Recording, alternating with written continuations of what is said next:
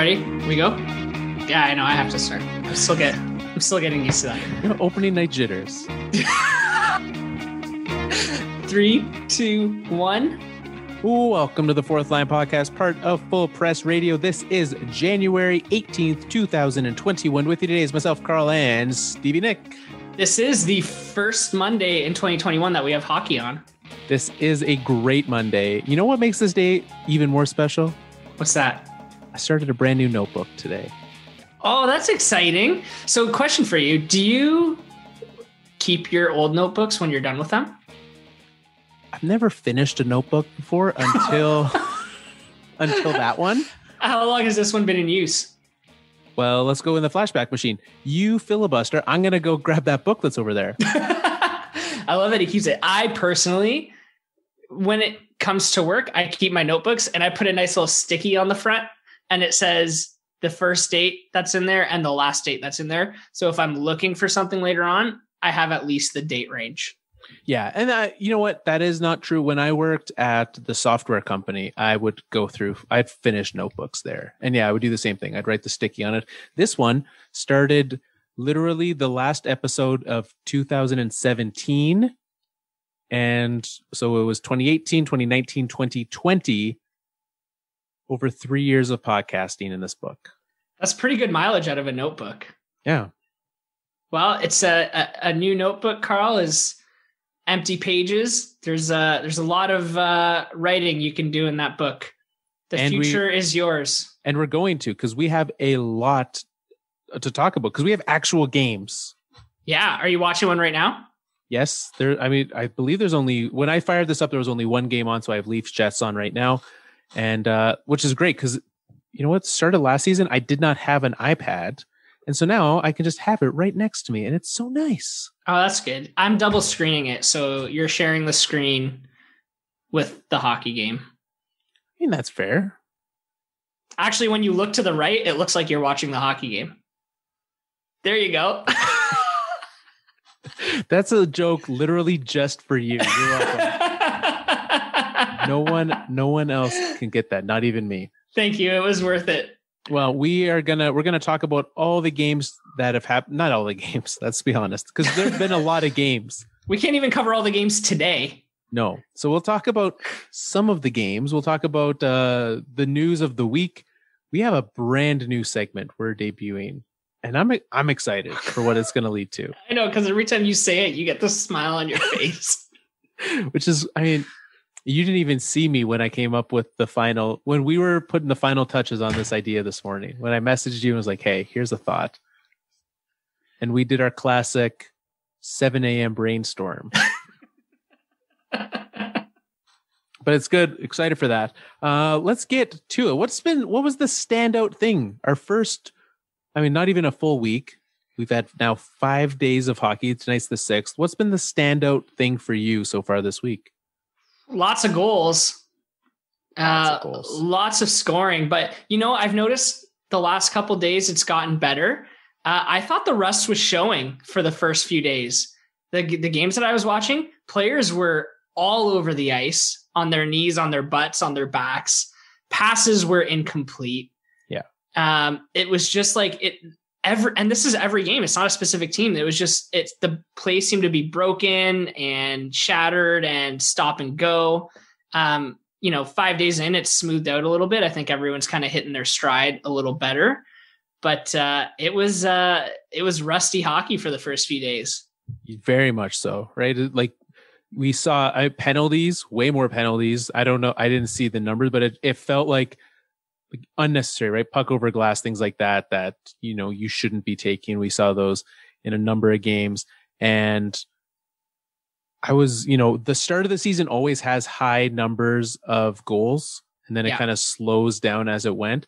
So I wasn't too surprised about that, but you definitely saw some players still getting into that rhythm. Yeah, definitely. And some teams building chemistry. I definitely fell victim to the moment in a lot of times where, I'd be watching teams play, like, for example, the Flyers and the Penguins, and looking for justification for my arguments last week when we were debating the Flyers and the Penguins. And there wasn't many. There wasn't many. The Canucks and Oilers, though, that one was one where I almost texted you late in the night to be like, I told you these Canucks, man. And I'm glad I didn't, because the next night was not good for them. Right. Well, I felt very sad about my Avalanche after a 4-1 loss opening night. And then they came back and won 8-0 2 days later. Was that 2 days later? Because I woke up that morning and I was just checking the scores, and it was normal 5-2, 3-2. And then I get to the bottom, the late game, 8-0. What happened there? Yeah. And no scoring in the first period. They scored 8 goals in the second half, in the 2/3 of that game. Crazy. 7 goals in 30 minutes. Yeah. Yeah, they're a pretty good team, I guess. But that's the same thing, right? Like opening night, they did not look ready. They did not.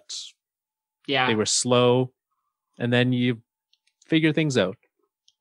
That's it. So I think, this week especially, we're going to see teams kind of settle into where they should be from a skill level. And especially as they play each other more, these teams are going to figure each other out. How did you feel with most teams have played at least one team twice? I mean, Dallas Stars haven't played a single game yet, so they don't count. But, these series, these mini series that we're having, I've loved them. Are you watching the entire series? I'll watch both games of a series and am really enjoying it. It definitely gives you, especially if you're watching your own team, I watch the Red Wings, but when they play every team once, you don't really get a feel for how that other team plays. But when they play the other team multiple times, you really get a feel for that team. And I particularly liked it with the Carolina Hurricanes because they're a fun team to watch, and I would normally never watch them. Yeah. So you get to see a lot of that. The other thing that I started doing was knowing that these teams play each other so much, I'll skip a game and I'll go watch some other teams. Because I know I'm going to see the Hurricanes play 9 more times this year. Right. So I've done a lot of jumping between games just to watch some other teams. It's been fun.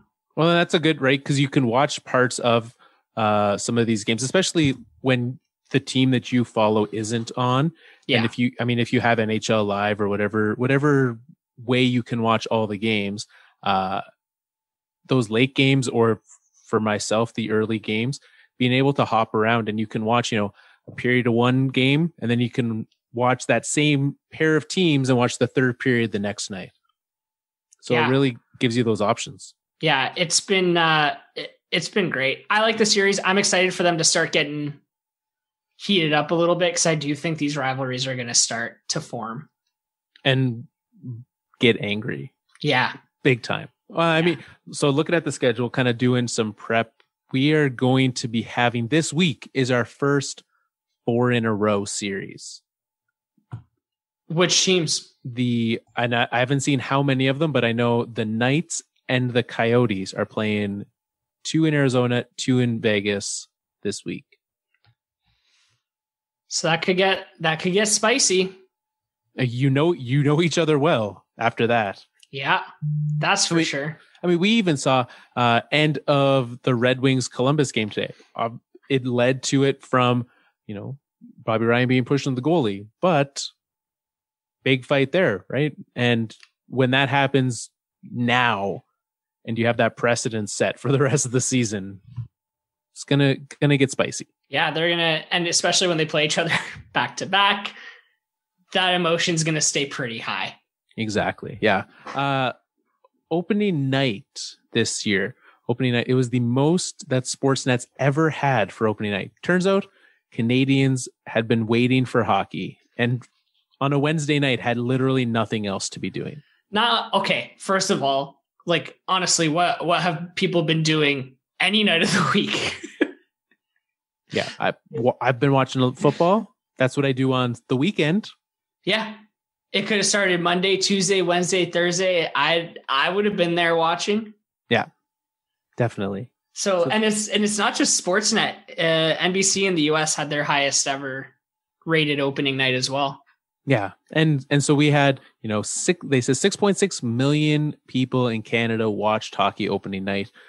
which like I don't fully buy that number just because like the same people probably watch both games. So they counted those people twice, but still, even if you take those out, that's average of 2 million, 3 million per game.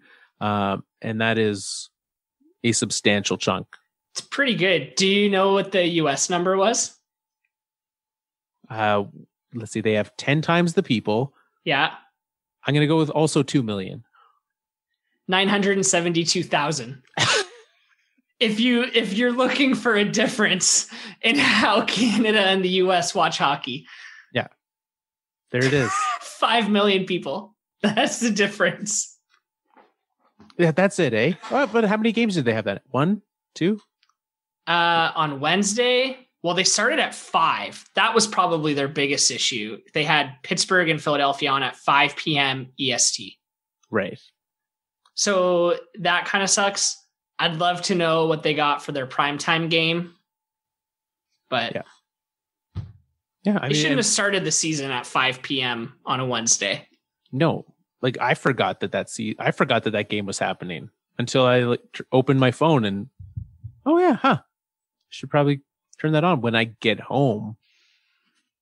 And it's in the third period. So yeah, exactly. And then you watch the third period and turn it off. Yeah. Yeah. I mean, it was a reminder though of those games we had back in the summer. We had hockey in the summer. Yeah. And just thinking of that, where like you had games starting at noon and going all day. Yeah.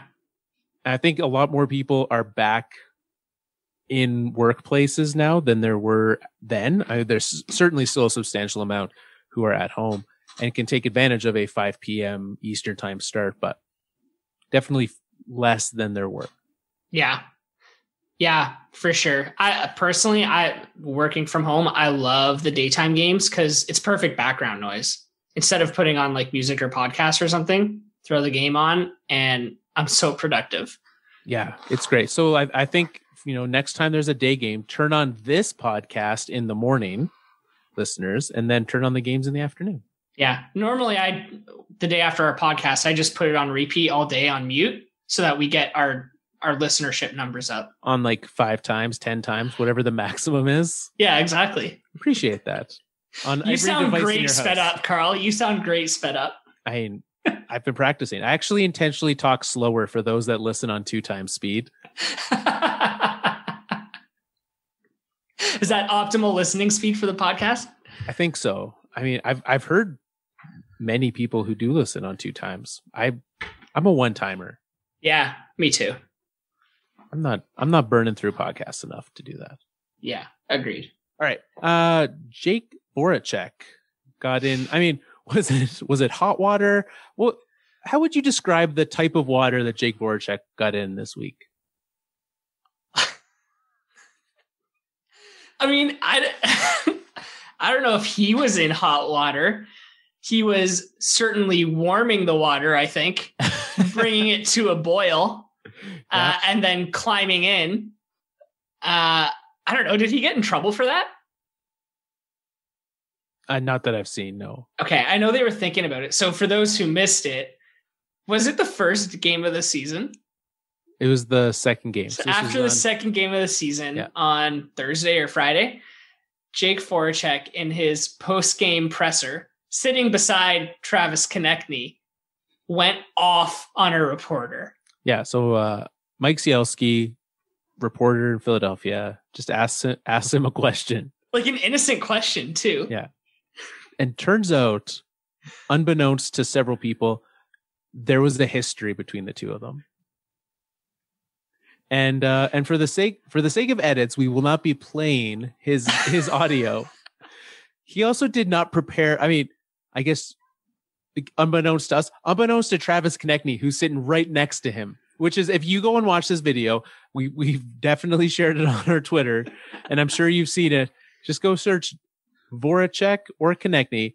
That's my favorite thing. I've watched his reaction to this so many times. But it's also so good if you just focus on Voracek because he's so conflicted the whole time. Because his first instinct is to go off on the guy. And then he reels it back in and tries to answer the question. And then he takes a deep breath. He squints his eyes and rubs his forehead. And he goes, I wasn't even going to answer your question. Not even that. I wasn't even going to answer your question because you're such a weasel. So it's like attack, attack, attack. Answer the question logically and then attack again. Yeah. So what he says, does it matter what I say? You're going to write blank and blank every time, so it doesn't matter what you say. And then you're right. He answers the question, and then he's it's nice to get 4 points out of 2 games, but and then he squints his eyes. I wasn't going to answer. It's like he remembered that he wasn't going to answer the question, and is mad at himself for answering the question. Yeah. It's like I told myself I wouldn't answer that guy's question ever again. And then Travis Konechny trying to just hold it in beside him was beautiful. The whole thing was beautiful. You know that he's looking at like the media guy like the PR guy standing next to him off screen. Cause like he looks and like you could tell he looks at somebody off screen. He's like, are we still going? Like, is this all right? We're doing this. This is a thing. Oh, and then him and Voracek meet eyes too right after the question as the next guy's asking. Yeah. Oh man, it's just the whole thing's so beautiful. And when everybody talks about NHL players being so boring and they need to shed their template of an answer, this was a nice break from that. And it only on the 3rd day of the season we got this gem. Like, how long ago did this guy write this article? Like this, he must have been stewing in this for a long time. So I found out when. Okay. Tell me when. It was Halloween 2019. Oh my goodness. A year and a half ago. And this was the first interaction apparently between the two of them since then. Wow. That's not healthy, Mr. Jakub Voracek. You should not hold on to anger for that long. What does someone have to do for you to see them after that long and to just start with rage? It's got to be something. I don't think I've ever been angry for that long. No, I definitely haven't. I want more of this though. I want more players telling what they think. Right? This is why I hope the league doesn't actually fine him. I saw a headline or a tweet somewhere that they were considering it. They can't. Please don't. It's the exact thing that you're like, hey, we want our players to be more personable, and then they are, and you punish them. Yeah. And if they punish him, then like there's your reason. That's your perfect example of why the NHL always has players giving these cookie cutter answers. Played 3 hard periods, got pucks in deep, shots on net. By the way, I don't answer Weasel's questions. Yeah. So good. Today was the first day back at work since that happened. Did you have any of those encounters like that in a meeting? No, I did not. Hey, Nick, where are we at with this project? You know what? You know what? Not today. I remember what you said a year ago. Yeah, I was there. But, here are the things that we have to do. And I can't believe I answered your question. We're doing great. Shoot, I should. Damn it. Oh, so great. Please, more of that, NHL. Thank you, Jakub Voracek. Thank you. We've gotten our first look at the rookies in the league. Alexis Lafreniere, first overall pick. Thoughts so far? I mean, I have to be honest, I haven't watched any of his games, but he's not on the board in any way, is he? No points. No, he doesn't even have an assist. I don't think. Has he played, Nick? Has he played? I have no idea. Yes, he has. He has played 2 games. Okay, I thought so. You know what? I did check that when I wrote down his name. But that's how bad it is that we can legitimately question, has Alexis Lafreniere played? And like it's not like he's playing a few minutes a game. Like he was playing 14 minutes. Like he's playing second, third line minutes. So yeah. And it's what I would expect. Like to go in for all these rookies, to go in and not have any preseason. You haven't played against NHL level talent ever. And all of a sudden you're in full game speed and you're trying to get used to it. You're trying to make those adjustments. And there is a huge difference. The last time he played was in junior. And to go from that to this is a huge adjustment. Now, on the flip side of that, Tim Stützle, 2 games, 1 goal. And he's one who I did watch a bit of, and I thought he looked really good. Difference between the two, Carl? World Juniors. Yep. It's like the Rangers should have let him go and play. It probably would have been good for him. And I say that now I'm trying to think back to when they didn't release him. I probably defended that decision. Now, here's one thing that would have made that harder, though, because Lafreniere did not have to worry about Stützle did not have to worry about border crossing, so there would have been even more of a time lag between getting back in there. But definitely an adjustment needs to happen because Stützle played a great tournament for Germany and then comes in and has looked really good for Ottawa. Yeah, I agree. I mean, and there's some other guys on this rookie list. Dylan Cousins, he's played 2 games. He was at the World Juniors. Yep. Barrett Hayton. Yeah, he was at the World Juniors, wasn't he? Yeah, and he's had a good start to this season. Yeah, he has. So I don't know. Hindsight's 2020. They probably should have let Lafreniere go and play. I think so. But in the long run, is it going to matter? No. We're nitpicking here because we haven't had hockey for how many months, and now we've had 5 straight days of it. Right. Well, I guess the only way that it could matter in the long run is like the difference that a playoff, I forget the word, playoff performance, making the playoffs. The difference that making the playoffs has on an organization is huge, right? Especially when you have as many young guys as the Rangers do.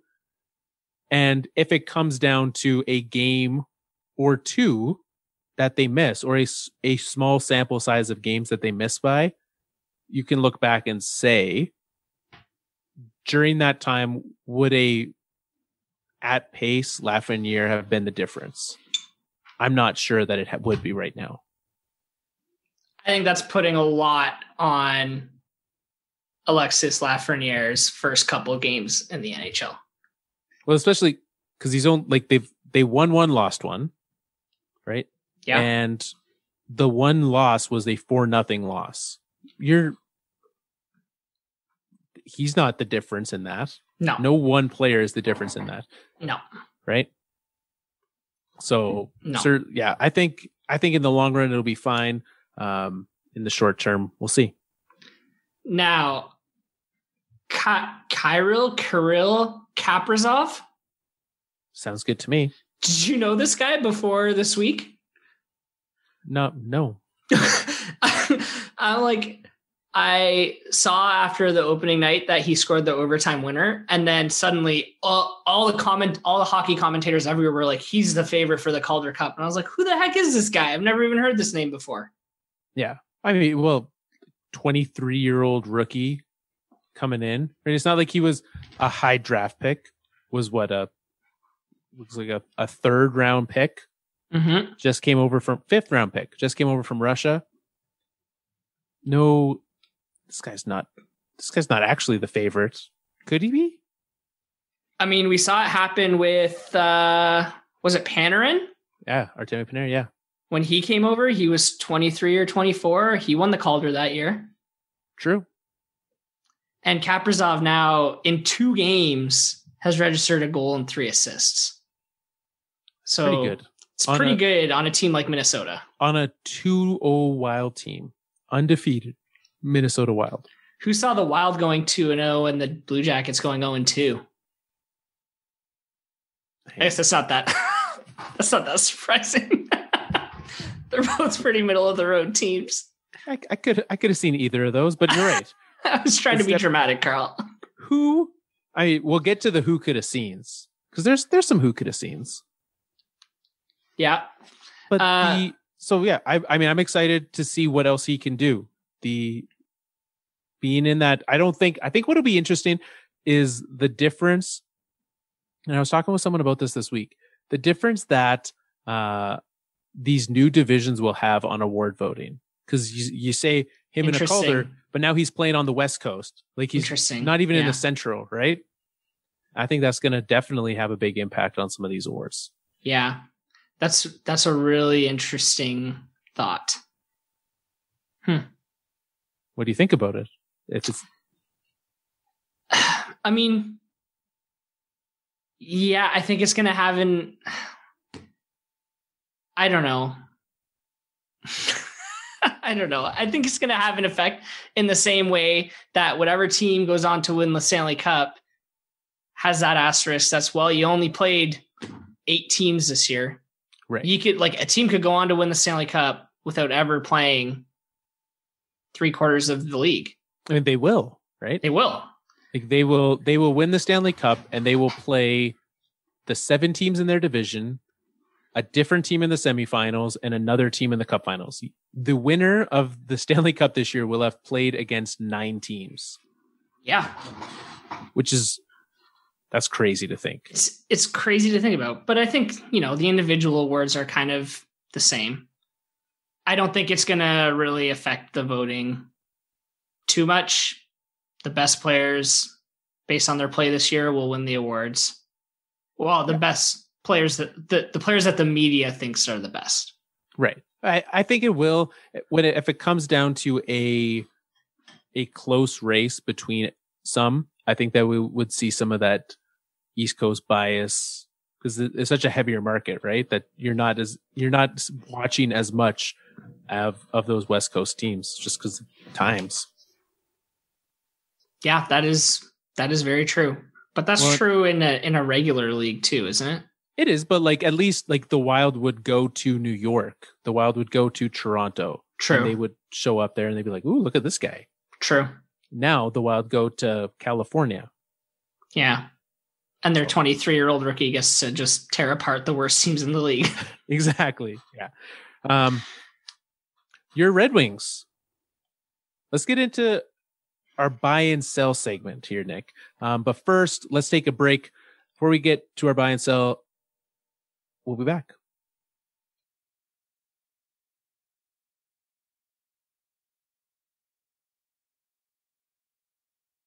All right. I got ahead of myself there, Nick. Now let's talk about your Red Wings. We're going to do some buy and sell.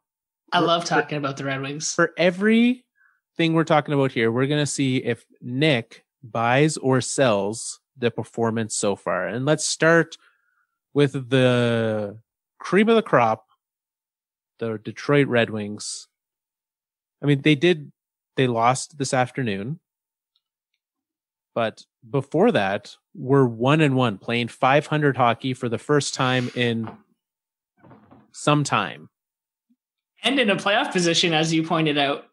They might still be in a playoff position. The perks they might be. I mean, that's the reality of what will be the North Division. When one of the two teams, when I said that the Panthers hadn't played yet, so out of 6 teams, 4 of them would make the playoffs, and the Red Wings were one of them. So congratulations. So what am I buying or selling here? I guess their performance. Let's put it this way then. What on this team are you buying as for real, and what are you selling as a little higher that they'll come back to reality? Their goaltending is for real, and actually their goaltending is making their defense look better than it is. So I think, from a defensive side, they're going to come back to reality pretty soon because the goalie just can't keep them afloat like that. You know what I'm buying on the Red Wings? Bobby Ryan. Yeah, that's a great pickup. Bobby Ryan's looked really good in the 2 games that he's played, and he's going to be someone where he's probably going to lead the team in scoring. And Red Wings fans are going to be so stoked about Bobby Ryan, and the rest of the league is going to be like, okay, but your team's leading scorer is Bobby Ryan. But that's okay. The Wings desperately needed secondary scoring from their second and third lines, and Bobby Ryan brings that. So I'm buying Bobby Ryan. I'm also buying Dylan Larkin. And, this is our first episode with Captain Dylan Larkin. That's true. The biggest news of the week. We didn't even start with it. Dylan Larkin. I even thought with that little background you got there that it would have been a thing. I'll flip it around when I get the C put on the jersey. Yeah. But then we don't know who it is. It's just a random captain. That's true. That's true. Could be anyone. That's true. I do have an Yzerman captain jersey. I could just put that there. Yeah, that's fine. Dylan Larkin, 37th captain in franchise history. That's a lot of captains. I mean, when you've been around for a lot of history. Yeah. Yeah. But only like 4 in the last 40 years or something like that. Have they not had one since Zetterberg left? No. No. There you go. So the Red Wings are still bad. They're better than they were last year. They're getting a little bit of that secondary scoring, which they desperately needed. But I think that they're going to lose more games against the Carolina Hurricanes than they will win. Yeah, because they split those 2 games, and I watched, much like you said, I watched one of the games. I watched the loss game, and it looked like the Detroit Red Wings that we expected, but with better goaltending. Thomas Greiss looked very good. He's looked very good so far. He's going to help. He's going to keep them in games this year, which they need. I just don't think they're going to win those games. Right. I mean, it'll be more respectable, though. It will be way more respectable, yes. All right. There is a tie right now for a 5-way tie for the league lead in scoring. So in total points, and those 5, 2 of them are not a surprise at all. Connor McDavid, Leon Draisaitl. Yep. McDavid had a hat trick.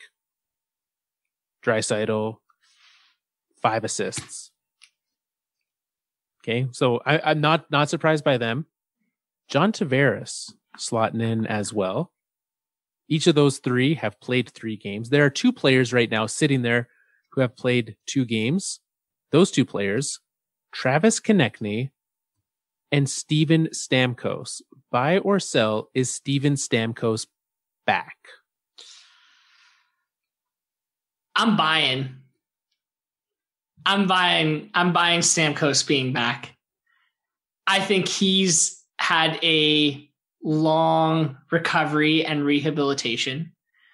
I think with the guy's name's slipping my Kucherov? Thank you. With Kucherov out, he knows that he's going to be leaned on even more. I think he's probably on a bit of a high and feeling some leftover intensity from the Stanley Cup run that he was a part of, but probably not in the way that he would have liked. So there's probably a bit of fire there in him that he's feeling, and a little more intensity that he's bringing. I'm buying that Steven Stamkos is back. I want to buy it so much. Like I want him to be back. And I'm with you. He was obviously, like, he played that one game. He was close enough that he suited up, he scored. And I think given that extra time off, right, continuing his rehab and not just playing that one game, we see him ready. And the more that I think it's definitely at that turning point where he's either going to be that guy who's just hurt forever. And I know that that's been a narrative for many years, but with that, how much time he's had off and how many opportunities, this is really, for me, like, this is it. you either can stay healthy for this season or that's who you are, is the injury prone big old question mark. And we're not doctors. We're not physiotherapists. Far from it. We're not geographers. We haven't had to pull up the maps yet. We'll get there. But I would love that for him to be back. It's a lot of fun to watch. And that Tampa team's a lot of fun, right? Like even without Kucherov, they played the Blackhawks, so like let's pump the brakes on that. But all right, buy or sell. The Minnesota Wild, 2-0. They have Kaprizov. Those 2 games are against the Los Angeles Kings. Yeah, I'm selling while their value's high. So buy, pick up those NHL futures bets on a Calder Trophy winner not named Kaprizov, is what you're saying. Yeah, I just, you know what? Maybe this guy can have an amazing individual season. I don't see the team around him being good enough to continue this quality of play. That's very fair, right? In those 4 games, the NHL their stats is very terrible. And yeah, it's awful. But in those games, we've seen, a very beginning of the road team, right? Like the Kings do not have even all their young players in this lineup yet, right? Like Quentin Byfield yet to suit up. And we'll see if and when that happens. And so they're slowly making their way. And this Wild team should be able to beat the Kings in 2 games. Yeah, absolutely they should. And all of our rankings up to this point suggest that, we had the Kings at the bottom of the division. So yeah, it doesn't surprise me that the Wild started 2-0. I would expect quite a few L's in their column before the season's over. Well, and those 2 games, overtime. Like the Kings still came out of those games with 2 points. Yeah. So, definitely closer games than they should be. But we saw Marcus Johansson pick offseason pickup. He got on the scoreboard in those games. So I don't know. Maybe this Wild team. I forget where did we put them in the playoffs or out? Couldn't tell you. Okay, that's how memorable they are. I want to say we did. I want to say that we might have put them in at that 4th spot. Maybe it was San Jose. Maybe it was Arizona. No, I think you fought me on San Jose. Maybe. I mean, the only fight I remember is the Pittsburgh-Philadelphia fight, and that one went deep. And that's probably because I'm winning that one right now. Yeah. So. All right. Like you said, goal scoring up all over the league. Tons of goalies having terrible performances. Semyon Varlamov today got his 2nd shutout of the year. The New York Islanders, who I do recall we put at number 2 in this division and then questioned ourselves for it immediately. Semyon Varlamov, buy or sell him and the New York Islanders? Him and the team? I'll buy the team. I don't think Varlamov is the be all end all of goaltending, but I'm buying the quality of the team. I mean, we know how Barry Trotz plays this team. We know how they play defense. It's meant to stifle the other team's offense. It's meant to keep the goals against pretty low. I don't know how much of that has to do with Varlamov. I haven't looked at, the shooting stats from these games, but I think it's probably more a result of the Islanders team play than the goalie. Definitely. Interesting. Again, I love these small sample sizes when you can have weird stats like this. Yeah, I know.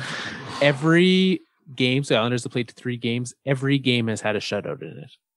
They got shut out one. They shut out the other 2. Now, with that being said, right, the Islanders and their stifling approach, the Boston Bruins have played 3 games thus far, 2 against the New Jersey Devils, 1 against the New York Islanders. They have yet to score an even strength goal. Buy or sell the Boston Bruins' lack of scoring? I'm selling on this one. I'm not worried about the Boston Bruins. You know, we talked at the top of the show about teams being rusty and starting to figure it all out. I think the Bruins are one of those teams that are shaking off some rust. Their roster has changed in some significant ways. The locker room's changed in a couple significant ways. So they'll figure it out. The skill that their top players have is too good for them not to. Yeah. And those guys did not, I mean, that top line of theirs did not leave. They're still there. That's right. There's, for as far as we know, like, they're healthy, they're ready, and they will figure it out. I do wonder how much the Chara leaving and that leadership kind of does leave that bit of a void there. And Bergeron, well beloved player there, but not the same guy as Chara. So it'll be interesting to see how that plays out in Boston. But they'll get better. I do still expect a bit of a drop back for them this year, but they'll be a playoff team. They'll be fine. Yeah, I agree. The risk there is the shortened season. Yes. They have less time to figure it out, but they will get there. Yeah, they'll do it, right? All right. Last one. The Nashville Predators, also undefeated, with everyone's favorite future starting goaltender, Juuse Saros, starting both games. 2 games, 3 goals against. They are tied for the... We're doing this based on a 2-game sample size. They're tied for the lowest goals against per game played in the league. With the Avalanche? With Vegas, New Jersey. Right. And the Tampa Bay Lightning. Avalanche gave up for that one game. Yeah. Very strong performances from them. Currently, not surprisingly, shutting out the Carolina Hurricanes. So continuing that trend, getting that rolling. I've been waiting for Saros for years, and I will I will buy all of this. Even though I had to talk you into it last week? Even though you had to get me back excited about it, I'm now here and I'm ready. I'm on. All right. You got me all pumped up about it. Let's go. I'm in. Go Preds.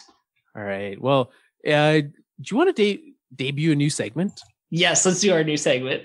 All right. How do you want to explain this one to the listeners? So, well, let's start from the beginning.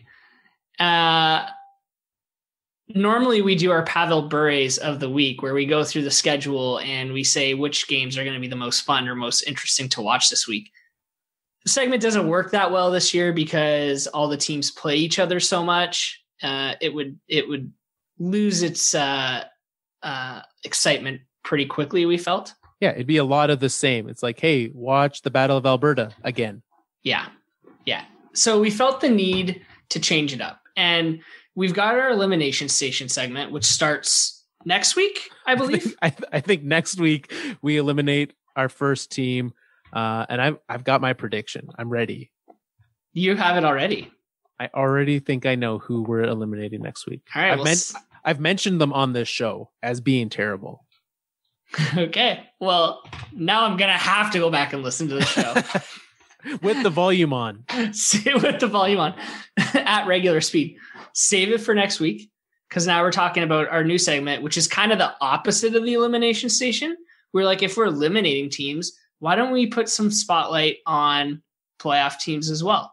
So what we're going to do is every week we're going to pick one team that we are going to watch a little bit of throughout the week. And we encourage you listeners to watch throughout the week because we think they'll be a fun team to watch.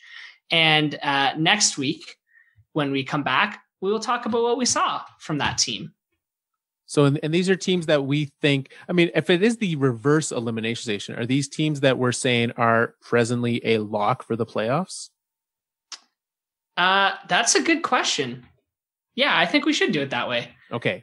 That's what I think it'll be fun that once we get to the end, we'll be, in that middle group, eliminating teams and also putting them into the playoffs. Yeah, it really will force our hand a little bit. Yeah.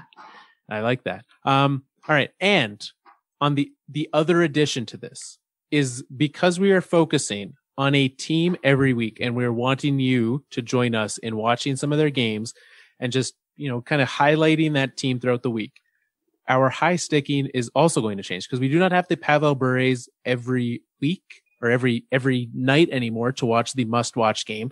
So throughout the week, we are going to do high sticking just for those teams' games. So head on over to our Twitter, join in, because that's going to change this year as well. What we will do is every day we will check out the opening line for the over-under for that game, and you will predict over or under. The way it'll work is there will be a tweet that says, this week's team of the week is blank. Today they're playing blank. Let us enter our contest by replying to this tweet if you think it'll be over under this many goals for this game. And if you're new to that premise, over under is how many total goals will be scored in this game. And so that's why it's a half. So all of those over unders will be like 5.5 goals. So that means over means you think over 5.5 means there's 6 or more goals. Under 5.5 means you think there will be 5 or less goals. So that's the premise. There's no bonus points. If you get it, we mark you down and keep track of how many you get right. And we have not yet to fully prepare our prizes, but we're going to do something new and unique for our prizes this year too. And I think it's going to be something that people are going to want. I mean, I've always enjoyed handing out some of our fourth line merch, but we're going to kind of switch it up this year and do something fresh. It's going to be fun. And the name of this new segment, well, thank you for asking. We had to, because we named the old segment Pavel Bure's, we had to stick with the player. And I really wanted to find a player, because we're talking about playoff teams, we had to find a player who spent his entire career in the playoffs. Is this true? Did he never miss the playoffs? He's never missed the playoffs. The player is one of the greats, Nick Lidstrom, Red Wings great, former captain. The year he played his first full season in the league was the first year of their playoff streak. Wow. Or sorry, the second year of their playoff streak. That's impressive. To never miss the playoffs. That's a run. Yeah. So that's why this segment is called Nick's Lidstrom. So every week we will pick who the Lidstrom of the week is. And I guess, Nick, you are because it's named after you as well, you get the tie-breaking vote maybe. Unless I'm feeling real feisty.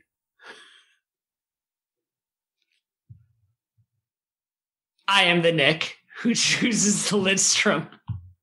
You just Jake Voracek that response so hard. Just the look on your face. Did you ask a question? I don't know what's going on with my internet. No, that's fine. All right. So we're not eliminating a team, but let's take a look. Who's your number one top choice for Nick's Lidstrom of the week? For the playoffs, for me, the easy, nobody can disagree with this answer is the Tampa Bay Lightning. Absolutely. Yeah. And it's an extra treat for me this week because they play the Columbus Blue Jackets, which means I get to see Nick Foligno play 4 times this week after I watch all the Red Wings games. So what? So you're just following Nick Foligno all week. right. I'm not saying that I'm not. Well, that's good. All right. So for those of you who are wanting to join in, I love that we picked the Lightning. I would have loved it even more if they had not waited till Thursday to play their first game this week so that we could get this high sticking season underway. I know. I was looking at some of the other playoff teams, but they all mostly just play 2 games this week. Yeah, that is why I was looking at the Vegas Golden Knights schedule earlier. And because that was going to be my backup choice. I was just looking at the schedules of different teams, and the Vegas Golden Knights play 4 games all against Arizona this week. But let's do that, because they'll play Wednesday, Friday, Sunday. Where's the 4th? Maybe tonight. Oh, tonight was the 4th. Tonight was the 4th. So they play them 4 times this week. One of them is tonight. And you know what? We won't have a chance to get that sorted out before tonight's game. I mean, no, it wouldn't be fair to people. We could do, we could do just a sample test run. See how it goes. Let's do it. All right. An exhibition, if you will. Right. There was no preseason for the NHL. We'll do a little preseason high sticking. There we go. Get All nice right. and warmed up. Yeah, exactly. So that game gets started in an hour. If I can't send out a tweet in an hour, you'll find out when that tweet didn't exist. All right. Sorry. So we'll actually switch it up, which is a teaser. Next week, it's probably going to be Tampa. But hey, we're going to watch a bunch of Arizona Coyotes, Vegas Golden Knights hockey this week. And we'll be back next week to let you know how we feel about this Vegas Golden Knights team and kind of what has stood out to us. So tune in. Like Nick said, they play Wednesday, Friday, Sunday, all against Arizona. Those will be our high sticking games. I'm excited to get that fire back up because I've missed these games. It feels weird not sending out some tweets. Yeah, gotta get those thumbs moving. Got to make it happen. I have loved all the chatter and being able to talk with all of you about hockey. It's been a long time and I missed it. It's nice to have it back. It's very nice to have it back. Absolutely. So that's going to happen. We're going to have our elimination station coming up here very shortly. And I guess next week, we'll let you know all about that if you're new to the show next week. Anything we missed this week that stood out to you? We covered a lot, man. We did get through a lot. And I know that there's things, I know that there are teams we did not cover. We will get to all of those at some point this season. It will come. It is a long, short season. It is now we literally, with doing Nick's Lidstrom and the elimination station, we will literally focus on a team that's good and a team that's bad every week this season. So that's the thing that I'm excited for. Yeah, me too. So if you said, hey, you didn't talk about my team this week, which, we didn't talk about the Winnipeg Jets at all. Nope. We mentioned they're playing, didn't talk about those, but we'll get there. We didn't talk about the Sharks at all. We'll get there. Patience. We'll get there. The 3 million people? I guess 7 million people who watched hockey opening night? We'll get to your teams eventually. Thank you all for listening. Thank you all 7 million for tuning in today. I appreciate it. You can find, so for the Twitter, for Plain High Sticking, head to @4thLine Podcast on Twitter with the number 4. Head on over there. One thing that I did, we got a number of messages last week. If you were to look back at last week's show and think, what is the one thing that we would have gotten multiple messages about, Nick? What do you think it would be? Last week's show? Yeah. What did we do? 2 divisional previews? 2 divisional previews? It was something about the Canadian division, wasn't it? It was about our complete lack of knowledge about Lake Tahoe. Fair. That's probably deserved, actually. Did you know, and now that we received these, did you know that they held a Winter Olympics at Lake Tahoe in 1960? No. Why would I know that? Well, now you do. I don't know where any Olympics were held before 2010. I think my first, 88 is a big one here. Because that's where when Calgary hosted the Olympics. Sure. So that would be the first one that I know. 2006 was Italy. Don't even ask me about the summer. I have no idea where they happened in Brazil once. That's all I know. 2002 was Salt Lake City, I'm going to say. 2002 was Salt Lake City. That's what I'm going to say. 98 was Japan.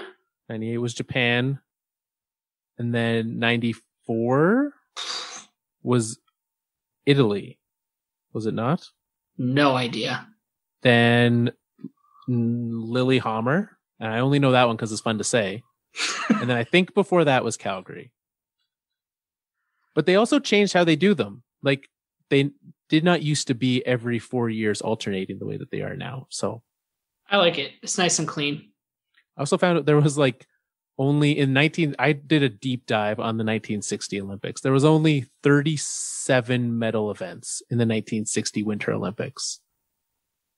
It's not 7 events? 37. Oh, 37. But like, if you think about like all of there's 37 events just in skiing now. Yeah. Let alone all the rest of it. Well, speed skating, skiing, all the things. There's your lesson in Olympics history. Anyway, so thank you to all of you who told us we were wrong. We've noted it. Our history, look, we didn't even know where Lake Tahoe was. So we've learned some things about Lake Tahoe. We've learned some things about the Winter Olympics, and we're excited to know those things now. Absolutely. I still don't believe that you can play lake hockey on the lake, though. You don't believe that you can? I don't think you could on Lake Tahoe. Oh no, because we talked about that. But there's snow there, so it's colder than we thought, but warmer than I'd like to think. Too warm to play hockey on it. Absolutely. So head on over to Twitter. Tell us the things we were wrong about this week. 2, hang out with us when we're watching games. And 3, play high sticking every day.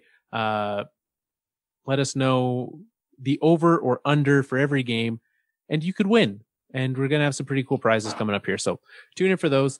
And we can, if a tweet or a DM is not enough for you, could email us, mail@thefourthlinepodcast.com.